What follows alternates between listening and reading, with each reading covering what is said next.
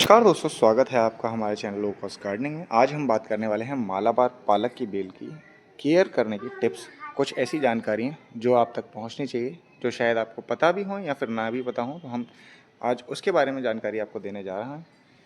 सबसे पहली चीज़ है, अगर आप गमले में ग्रो करते हैं बेल, तो उसकी पॉटिंग जो सॉइल होती है वो वेल ड्रेनिंग होनी चाहिए, यानी कि उसमें पानी जमना नहीं चाहिए, क्योंकि अगर पानी जमेगा तो उसमें रूट बॉल में फंगस आने की समस्या रहती है।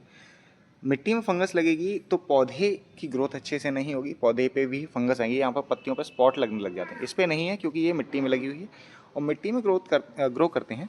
अगर मिट्टी में आप ग्रो करते हैं तो ऐसी कोई भी रिक्वायरमेंट नहीं है, किसी भी तरीके की मिट्टी हो आप इजीली ग्रो कर सकते हैं। बस आपको हमेशा एक चीज़ का याद रखना है, अगर बहुत ज़्यादा हार्ड मिट्टी है तो हमेशा उसकी 8 से 10 दिन बाद गुड़ाई करिए और हर 20 दिन बाद खाद दीजिए। अगर आपकी नॉर्मल सॉइल है, बहुत ज़्यादा हार्ड मिट्टी नहीं है, तो लगभग हर महीने आपको खाद देना है गुड़ाई करके। अब खाद देने से होता क्या है कि इसकी पत्तियाँ, क्योंकि ये पत्तेदार बेल है, बेल के रूप में बढ़ती है, जैसे आप देख सकते हैं हर जगह से हमने जगह जगह से हार्वेस्ट करी है।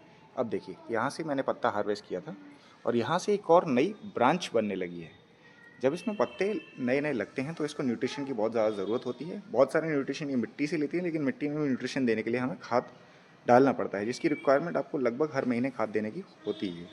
उसके साथ साथ आपकी इसकी मिट्टी को मॉइस्ट रखना होता है, क्योंकि अगर आप इसकी मिट्टी को ड्राई छोड़ देंगे, यानी कि पानी नहीं देंगे या फिर पानी देना भूल जाएंगे, तो इसमें होगा कि इसके पत्ते कड़वे होने लग जाते हैं, टेस्ट में कड़वे होंगे और बीज भी बहुत जल्दी बनने लगे हैं, यानी प्री मिच्योर बीज बनने लग जाते हैं समय से पहले ही।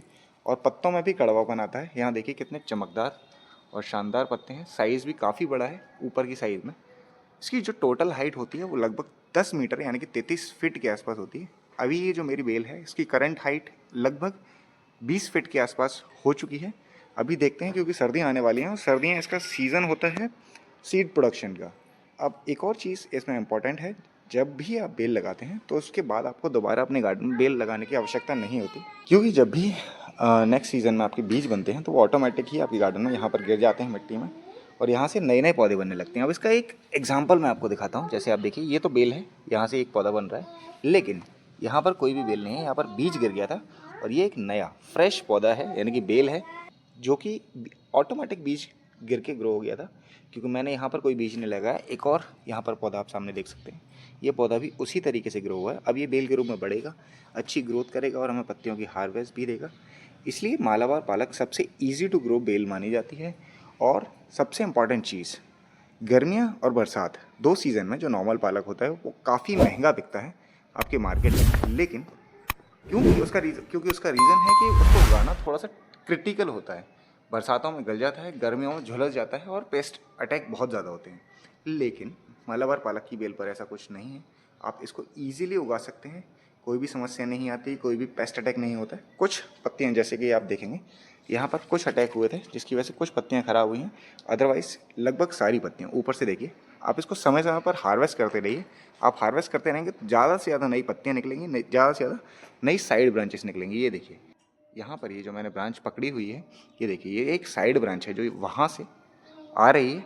जैसे ही आप पत्ते हार्वेस्ट करते जाते हैं तो नई नई साइड ब्रांचेस निकलती जाती हैं, और जिसकी वजह से बेल घनी भी होती है और बहुत ज़्यादा हार्वेस्ट भी देती है। ये देखेंगे, आप छत पर पहुँच चुकी है। अभी आपको छत पर जाके दिखाता हूँ मैं किस तरीके की ये ग्रोथ कर रही है। अभी हम आ चुके हैं अपनी छत पर और आप ये देख सकते हैं, यहाँ पर देखिए कितने अच्छे तरीके से फैल रही है। मैंने यहाँ पर रस्सी का सहारा दिया था, जो कि बंधी हुई है वहाँ पर, आप देख सकते हैं। और ये देखिए इसका वेट कितना ज़्यादा होता है, जिसकी वजह से रस्सी होनी चाहिए थी लगभग इतनी ऊपर, और ये झुक के यहाँ तक आ गई, क्योंकि इसका वेट बहुत ज़्यादा है। इसको झेलने में समस्या आ रही है रस्सी को, जिस वजह से ये नीचे की तरफ आ गई। अगर हम इसके ऊपर यहाँ पर कोई लाठी या डंडा टाइप का कुछ लगा देंगे तो शायद ही मोस्ट प्रोबेबली इसका वेट झेल पाए, अदरवाइज़ हो सकता है कुछ दिनों में यहाँ से ये रस्सी खिंच के निकल जाए। तो इसलिए इसको सहारा प्रॉपर तरीके से देना ज़रूरी है, क्योंकि 7 बेलें हैं और 7 बेलों में से अलग अलग नई नई ब्रांचेस निकल रही हैं, जिसकी वजह से इसका वेट बहुत ज़्यादा हो गया है। और अभी आप देखेंगे यहाँ पर मेन जो बात है, यहाँ पर पत्तियों की बात करें, पत्तियाँ कितनी शाइनी होती हैं। इस तरीके की पत्तियाँ लगभग एक हाथ से थोड़ी सी छोटी पत्ती जब रह जाए तब आप इसको हार्वेस्ट कर सकते हैं। अदरवाइज़ इसकी पत्तियाँ, मैं इसकी पत्तियों का मैक्सिमम साइज़ मैं आपको दिखाने की कोशिश करता हूँ एक बार। ये भी साइज़ काफ़ी छोटा है, हालांकि ये मेरे हाथ से बड़ा है। काफ़ी बड़े साइज़ की पत्तियाँ तक हो जाते हैं इसमें। मैं एक बार देखने की कोशिश करता हूँ। यहाँ पर आप देखिए, ये जो पत्ता है तो हम हार्वेस्ट करके दिखाते हैं आपको। ये आप देखिए मेरे हाथ से काफ़ी बड़ा पत्ता है और लगभग इस साइज़ की पत्तियाँ हो जाती हैं। इस टाइम पे भी आप हार्वेस्ट कर सकते हैं, छोटे पत्ते भी आप हार्वेस्ट कर सकते हैं। इनको फ्रेश पालक की तरह भी इस तरीके से पकड़ के पान की तरह खा भी सकते हैं, कोई भी समस्या नहीं, टेस्ट बहुत अच्छा होता है। लेकिन अगर आपको अच्छा टेस्ट चाहिए तो इसकी मिट्टी को मॉइस्ट रखना बहुत ज़रूरी है, क्योंकि अगर आप इसकी मिट्टी को मॉइस्ट नहीं रखेंगे तो फिर ये टेस्ट में कड़वी होती जाएंगी पत्ती, ना साग आप अच्छा बना पाएंगे और ना ही इसका टेस्ट अच्छा आएगा। तो ये थी कुछ महत्वपूर्ण जानकारियाँ मालाबार पालक की बेल के बारे में। अगर आपको जानकारी अच्छी लगी तो इस वीडियो को लाइक करिए, शेयर करिए अपने सभी फ्रेंड्स के साथ और हमारे चैनल और इंस्टाग्राम को सब्सक्राइब और फॉलो ज़रूर कीजिए। बहुत बहुत धन्यवाद।